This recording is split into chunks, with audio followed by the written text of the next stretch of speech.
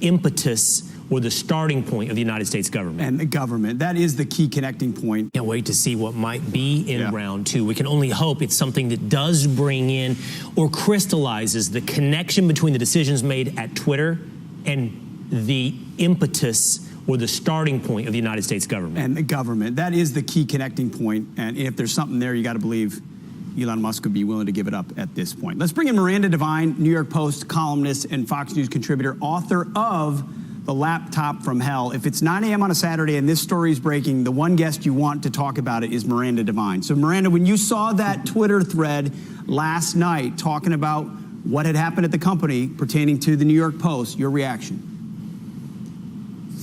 Look, it's fantastic that Elon Musk has chosen to move the dial a little bit further to the truth for the American public to understand exactly the egregiousness of what went on back in October 2020 when the nation's oldest newspaper, fourth largest by circulation, was censored by big tech in service to one of the two candidates for president.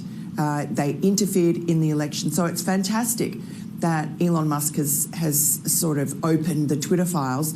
Unfortunately, he left out a crucial element, and that was the involvement of the FBI.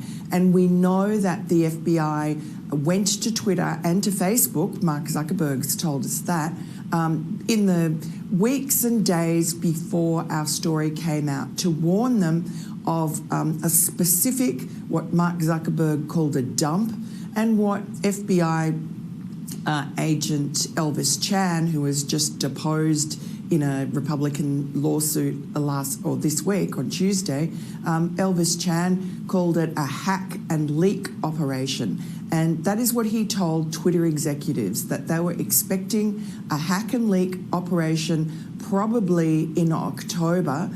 And Yoel Roth, who was at that point, he's now resigned, but he was Twitter's top moderator, basically the head of site integrity. He was at one of these weekly FBI meetings that were going on with the social media giants and FBI every week before the 2020 election. And Yoel Roth has since said in a sworn declaration that in one of those meetings, the FBI warned of this impending hack and leak operation, possibly in October, and said that there were rumors, this is what the FBI told him, that it would involve Hunter Biden. And the reason why that's so important is because the FBI at that point was spying on Rudy Giuliani from about a month after he became then President Donald Trump's private attorney.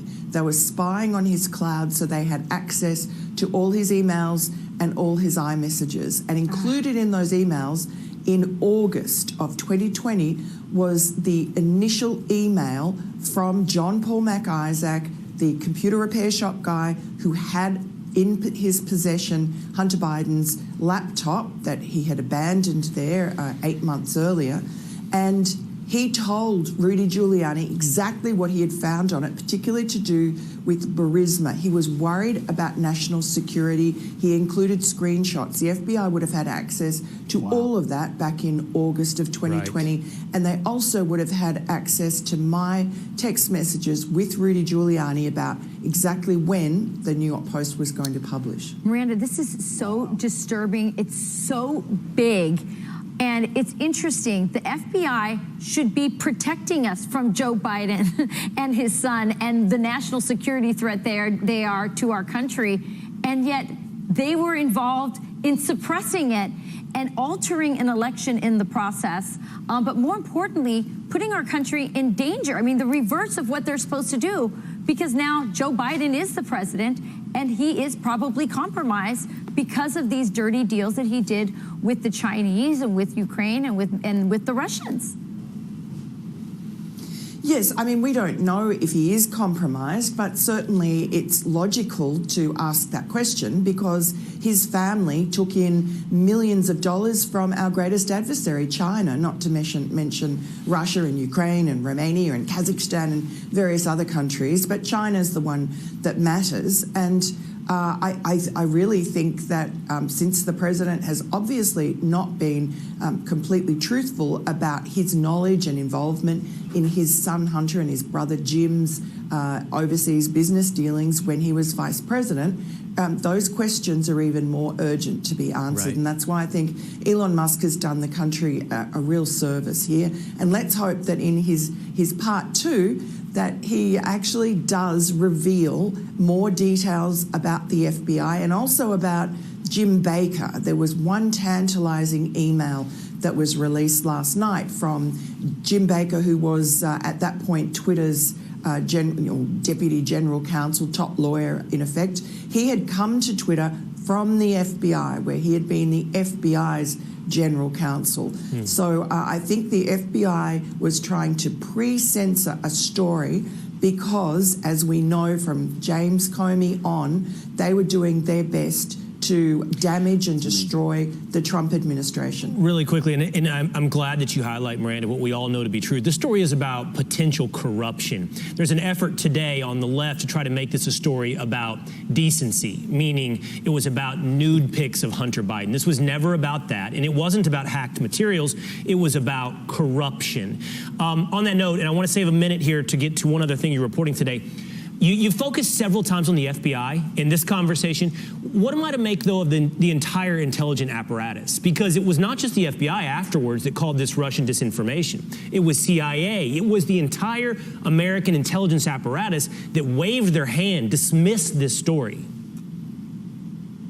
Yeah, you make an incredibly good point. That's right. There was that bogus letter 4 days after our story, written by the 51 former intelligence officials, including 4 or 5 CIA directors, former CIA directors or acting CIA directors, people like James Clapper and John Brennan, Leon Panetta, people who used the authority of their former high officers to traduce the New York Post reporting and to pretend that the Hunter Biden laptop was Russian disinformation when they knew it wasn't. And Joe Biden used that letter in his debate a couple of days later against Donald Trump, the final debate of the election season, and it basically the letter got him off the hook. So yes, I think it was a deep state collusion, coordination to ensure that Donald Trump didn't win the election. Absolutely. Will alluded to it, Miranda, real quick. The New York Post has a headline this morning. Hunter Biden's former law firm, again, Hunter Biden, received $10 million in forgiven COVID loans while donating $1 million to Democrats. What's the story here?